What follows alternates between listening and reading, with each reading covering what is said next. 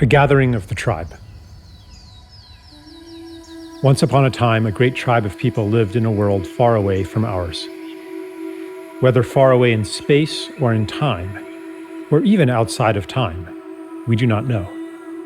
They lived in a state of enchantment and joy that few of us today dare to believe could exist, except in those exceptional peak experiences where we glimpse the true potential of life and mind. One day, the elders of the tribe called a meeting. They gathered around, and one of them spoke very solemnly. "My friends," she said, "there is a world that needs our help. It is called Earth, and its fate hangs in the balance. Its humans have reached a critical point in their collective birthing, the same point our own planet was at 1 million years ago. And they will be stillborn without our help. Who would like to volunteer for a mission to this time and place and render service to humanity?" "Tell us more about the mission," they asked. "It is no small thing. Our shaman will put you into a deep, deep trance, so complete that you will forget who you are. You will live a human life, and in the beginning, you will completely forget your origins. You will forget even our language and your own true name. You will be separated from the wonder and beauty of our world and from the love that bathes us all. You will miss it deeply, yet you will be unable to name what you are missing.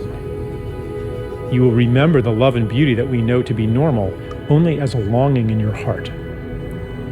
Your memory will take the form of an intuitive knowledge as you plunge into the painfully marred earth that a more beautiful world is possible.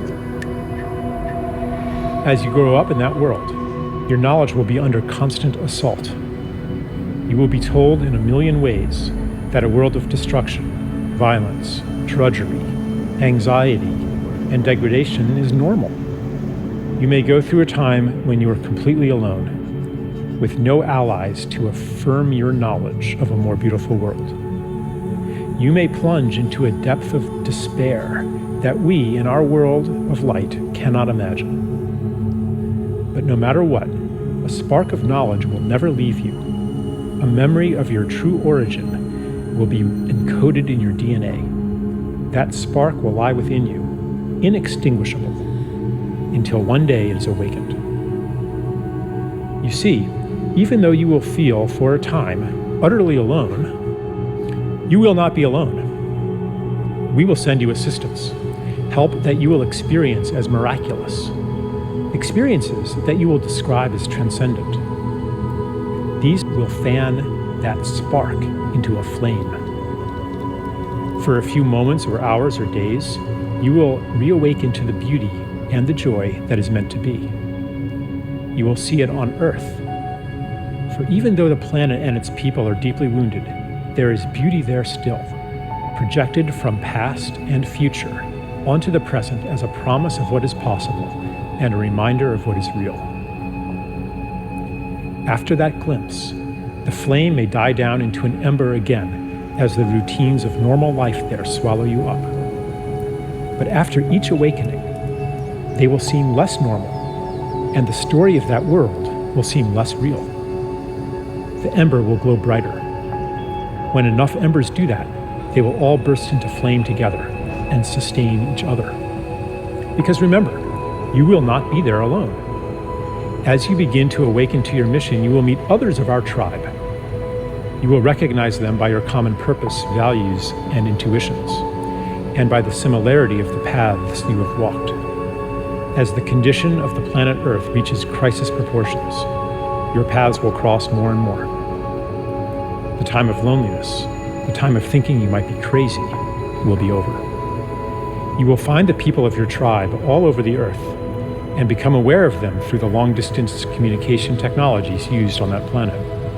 But the real shift, the real quickening, will happen in face-to-face gatherings in special places.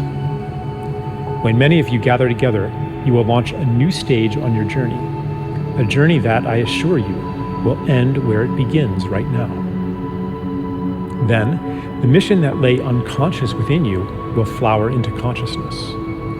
Your intuitive rebellion against the world presented to you as normal will become an explicit quest to create a more beautiful one. A woman said, "Tell me more about the time of loneliness, that we might prepare for it." The elder said, "In the time of loneliness, you will always be seeking to reassure yourself that you are not crazy. You will do that by telling people all about what is wrong with the world, and you will feel a sense of betrayal when they don't listen to you. You might hunger for stories of wrongness, atrocity, and ecological destruction, all of which confirm the validity of your intuition that a more beautiful world exists. But after you have fully received the help we will send you, and the quickening of your gatherings, you will no longer need to do that, because you will know. Your energy will thereafter turn toward actively creating that more beautiful world." A tribeswoman asked, "How do you know this will work? Are you sure our shaman's powers are great enough to send us on such a journey?" The elder replied, "I know it will work because he has done it many times before. Many have already been sent to Earth to live human lives and to lay the groundwork for the mission you will undertake now.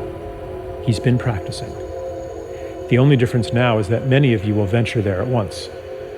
What is new in the time you will live in is that you will gather in critical mass and will each awaken the other to your mission. The heat you will generate will kindle the same spark that lies in every human being. For in truth, each one is from a tribe like ours.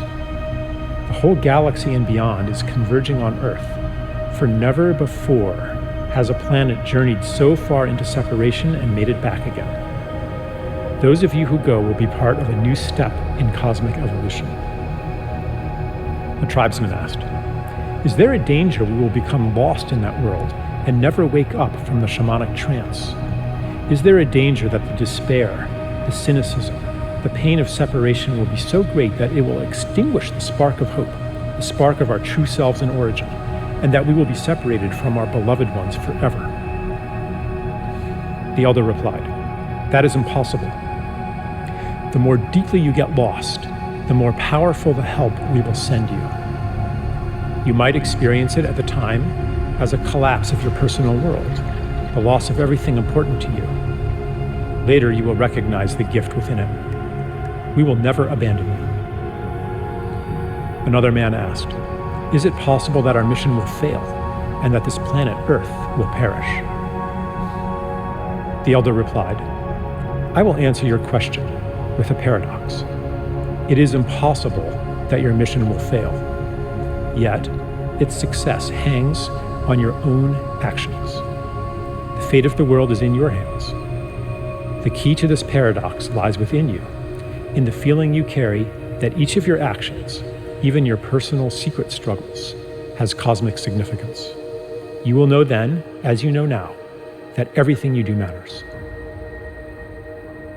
There were no more questions. The volunteers gathered in a circle, and the shaman went to each one. The last thing each was aware of was the shaman blowing smoke in his or her face. They entered a deep trance and dreamed themselves into the world where we find ourselves today. Here we are. Yeah, here we are. Here we are.